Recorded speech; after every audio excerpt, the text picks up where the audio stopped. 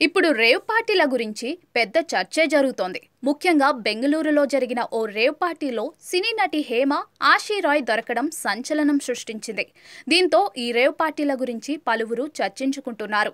ఈ క్రమంలోనే ఓ ఈవెంట్లోనూ దీనిపై చర్చ నడిచింది.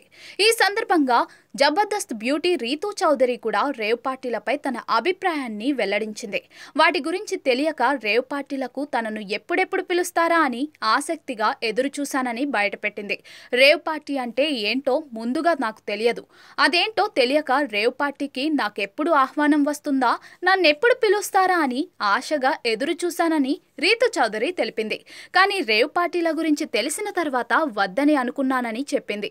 అయితే ఇప్పటికీ రేవ్ పార్టీలపై పూర్తి అవగాహన లేదని, ఛానల్స్లో చూసి అంతో ఇంతో తెలుసుకున్నానని పేర్కొంది. డ్రగ్స్, నిషేధిత పదార్థాలు తీసుకుంటారని తెలిసాక రేవ్ పార్టీలు అవసరం లేదని ఫిక్స్ అయ్యానని రీతూ చౌదరి ఆ షోలో చెప్పింది.